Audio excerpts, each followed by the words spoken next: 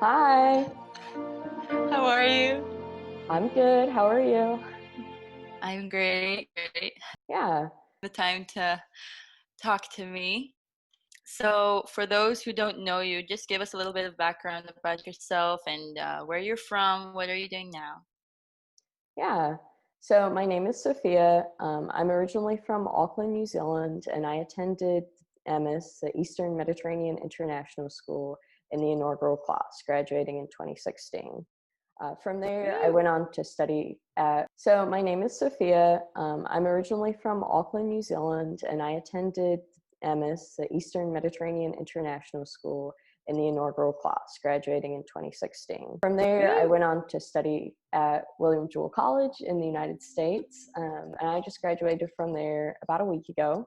Now I'm working full-time as a venture analyst at an impact investing firm here in the States. What brought you to study at EMIS back in 2014?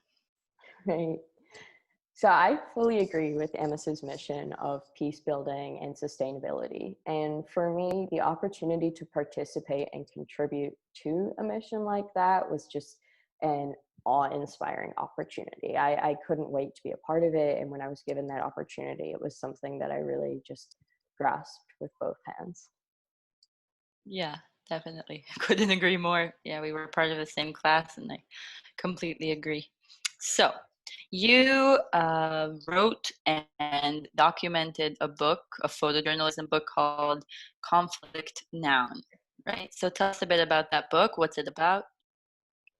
Right. So Conflict Noun was a project I undertook during the first 2 years after I graduated from EMIS.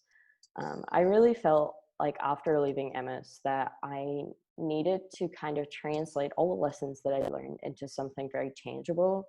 And for me, this book was a way of achieving that. It was an opportunity to talk to people from 10 different countries that were affected by conflict, either directly or tangentially, and to really just understand people's perspectives and promote kind of a sense of compassion and understanding through the sharing of stories and really human experiences. I spent about 2 years researching and brainstorming and figuring out what I even wanted to achieve. And then I spent time finding a publisher and applying for grants. And then I spent about 3 months consecutively traveling and interviewing people and Uh, documenting the whole experience. is there any specific story that you remember or an encounter with anyone that kind of stuck with you till today? So I think every single interview that I did was just, it was so impactful to me. And it really taught me a lot. But honestly, going back to the Middle East after, I lived there for 2 years, I left for almost 2 years, and then I went back with this project. And that to me it was really eye-opening. I was given the opportunity to talk to students, to aid workers, to refugees, to journalists, and even some of the representatives of the UN. And it gave me a broader context for everything I experienced at EMIS, and it gave me some of the history and even some of the vocabulary to process those experiences. Eventually documented the book via the photojournalistic approach. Why do you think the visual aids served your book so well and gave it a much more meaningful purpose? So throughout the entire project, it was really important for me that people's words were able to stand alone, that people were able to speak for themselves without me editorializing or without anybody having the opportunity to misinterpret it. And when I looked at all of the stories I had gathered and I read the quotes and heard the really insightful comments that people had on their own experiences, I couldn't separate those stories from the people who were telling them. And it became so important to me that as you were reading these people's words, you were able to look them in the eye and understand who was offering this story and this perspective. And I think that that just adds a layer of enrichment as you read it, and it allows us to kind of understand more where these words are coming from. Do you think that this book can pass some insight on our society now during this period in time with the coronavirus pandemic and everything that's going on? Yeah, I think there's some insight to be had. I think it's really important for all of us to keep in mind that we don't always get to choose what happens to us or what situations we find ourselves in, but we do get to choose how we react to those things. So I think that that principle guides a lot of the people that I interviewed for my book. And I think nowadays that principle is guiding most of us.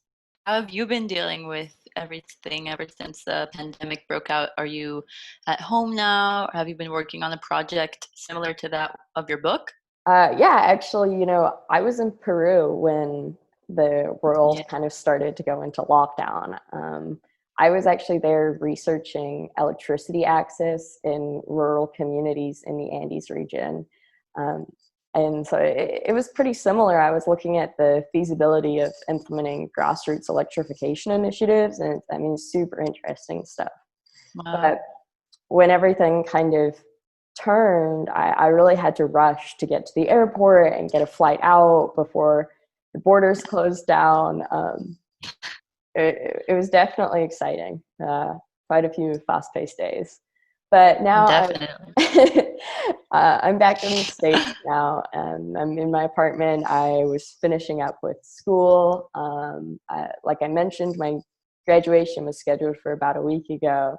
Unfortunately, the ceremony is being postponed. That's okay. I am very lucky in that I'm able to work remotely, and I was actually able to start full-time work this week. Do you feel like the tools that you were given at EMIS and after your experience there that led you throughout university and until now, do you feel like the tools of communication and conflict resolution are essential to people all around the world, or just for people that are pursuing peace and are actively, working towards making a change? I think those two skills are so fundamentally important to every person and in every situation. And I think challenging times like we're in right now really make it clear that we need those skills. I think it's so crucial. I mean, communication is what guides every interaction we have, and it's the way that we communicate, or it's the way that we present ourselves to others. It's the way that others present themselves to us. It's the way we navigate those relationships. It's the way we build relationships and communities, and it's really such a fundamental principle, in my opinion. So as you know, we at the Charney Center really take into account the tools of communication and conflict resolution that we'd like to give, especially youth or people our age, not only for people striving to make an impact, but just for anyone who wishes to bridge between their culture and other people around the world. Thank you again for interviewing with us and for being one of our ambassadors. I just want to thank you for taking the time to do this interview. I want to wish everybody from the Charney Center and everybody from the EMIS family, I hope everybody is doing well. Thank you so much, and talk to you soon, Sofia. All right, thank you.